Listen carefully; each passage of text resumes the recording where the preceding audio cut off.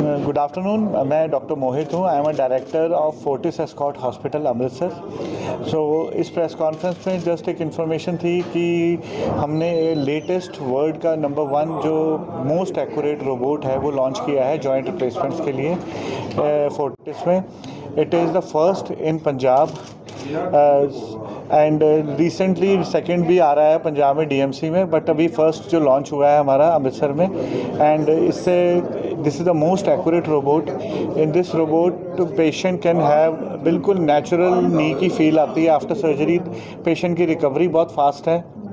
Patients next day तो वैसे चल ही लेते हैं, but without support walking faster है। टिश्यू डैमेज बिल्कुल नहीं है।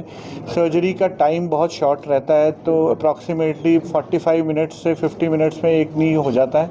And that is the thing, हम दोनों नीज इकट्ठे कर सकते हैं एक टाइम पे रोबोटिक से। एंड पेशेंट का प्राइस भी बेटर रहता है। पेशेंट का एक ही बार सर्जरी करानी पड़ती है। एक्यूरेसी बिल्कुल परफेक्ट है and for this the patient gets a better life earliest. Sir mostly कई केसेस में देखा गया कि आफ्टर सर्जरी 6 से 7 मंथ्स आराम से लग जाते हैं उसको प्रिवेंट करने। वो बेसिकली जो रूटीन कन्वेंशनल सर्जरीज़ हैं 6-7 मंथ्स नहीं, रूटीन कन्वेंशनल सर्जरीज़ हैं उसमें 1.5 से 2 महीने लग जाते हैं सर्जरी के बाद। कई लोग थोड़ा सा उसमें कर लेते, पेशेंट वेरी करता है, पर 1.5-2 महीने में पेशेंट कंफर्टेबल हो जाता है। But with robot because tissue damage कम है, एक्यूरेसी बिल्कुल परफेक्ट है। We are focusing on functional alignment. Patient का जैसे जब यंग टाइम में जो उनका नी था उसके हिसाब से हम नी को फंक्शनली अलाइन करते हैं एज पर रोबोट। सो उसके कारण ये हो जाता है that the patient gets a normal knee feel very fast. Sir इसमें बाद में कुछ फिजियोथेरेपिस्ट की भी ज़रूरत पड़ती है? फिजियोथेरेपी वैसे कुछ दिन के लिए कराते हैं पेशेंट, 10-15 दिन के लिए। Once the bending is there, जब घुटना पूरा मुड़ जाता है तो उसके बाद पेशेंट ने खुद ही एक्सरसाइज करनी है एंड वॉक करनी है। काफ़ी पेनफुल है जो नहीं, पेनफुल बहुत पुरानी बात हो गई। अब तो वैसे कन्वेंशनल सर्जरी भी इतनी पेनफुल नहीं थी, but with robot addition pain factor और काफ़ी कम हो गया। पेशेंट बिल्कुल कंफर्टेबल रहते हैं। इवन हॉस्पिटल में 2-3 दिन ही हुए हैं अभी सर्जरी को, वो पेशेंट्स भी बहुत कंफर्टेबली बैठे होते हैं। That's not a problem. Maximum कितना टाइम लग जाता है सर? मैक्सिमम टू मैक्सिमम देखिए, वॉकिंग तो नेक्स्ट डे से स्टार्ट हो जाती है ना। वॉकिंग तो नेक्स्ट डे पेशेंट हॉस्पिटल में ही कॉरिडोर में सैर करता है, तो इतना तो हम यही कर देते हैं। शुरू में कुछ दिन वॉकर पकड़ता है, then stick, then patient is comfortable totally. Medicine कितनी देर चलती है? मेडिसिन तो पेन किलर तो हम अराउंड 5-10 दिन देते हैं। बेसिकली जो हमारी स्टिफनेस की दवाई देते हैं एंड ताकत की दवाइयाँ तो खाता रहे पेशेंट, कैल्शियम एंड मल्टीवाइटामिन देते हैं। That's it. मेडिसिन तो नी रिप्लेसमेंट देखिए, आइडियली एज तो 60 to 65 ईयर्स होती है पेशेंट्स की, बट जो आजकल का सिनेरियो है बहुत यंग एज में, जिनका अभी मैं करके आया हूँ शी इज़ 54, जिनका मैं अभी करके आया हूँ शी इज़ 54 ईयर्स ओल्ड। सो इतनी यंग एज में पेशेंट्स इतने ख़राब नीज लेके आ रहे हैं, तो for such patients robotic is a bless.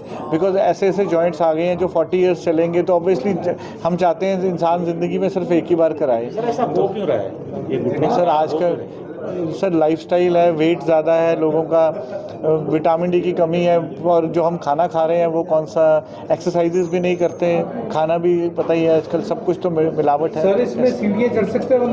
वो तो सीढ़ियाँ तो 15 डेज बाद सीढ़ियाँ तो वैसे भी सब पेशेंट्स को चढ़ा देते हैं। Is rather even patient cross leg चौकड़ी मार के भी बैठ सकते हैं, बट वो बात अलग है कि हम ज़मीन पर बैठना मना करते हैं। पेशेंट बैठ जाते हैं बिना बताए हमें, बट हम मना करते हैं। लोगों को इससे बचने के क्या क्या खाना चाहिए? सर जंक फूड नहीं खाना चाहिए, कोल्ड ड्रिंक्स नहीं पीने चाहिए। बाकी डाइट में हाई कैल्शियम डाइट और रेगुलर एक्सरसाइज करना चाहिए। आजकल जो बच्चे मोबाइल पे गेम्स खेलते हैं ना, उनको चाहिए कि बाहर जाके स्पोर्ट्स खेलें, सो दैट फ्यूचर में उनका लाइफ अच्छी रहे। तो सर इसमें इंश्योरेंस भी? हाँ, इंश्योरेंस पे कवर। सर अभी तो सारी इंश्योरेंसेस कवर करने लग गई हैं धीरे धीरे। हाँ जी। सर इसके वैसे खर्चा कितना इसका? सर अप्रॉक्सीमेटली दोनों नीज का 4 लाख के राउंड में हो जाता है रोबोटिक से। वेरी गुड आफ्टरनून जी, सत श्री अकाल जी। मैं Yogesh Joshi, I am the facility director at Fortis Escorts. तो this is a major milestone at जी फोर्टिस एस्कॉर्ट्स अमृतसर ਜਿਹੜਾ ਅਸੀਂ ਅੱਜ रोबोट लॉन्च किया है।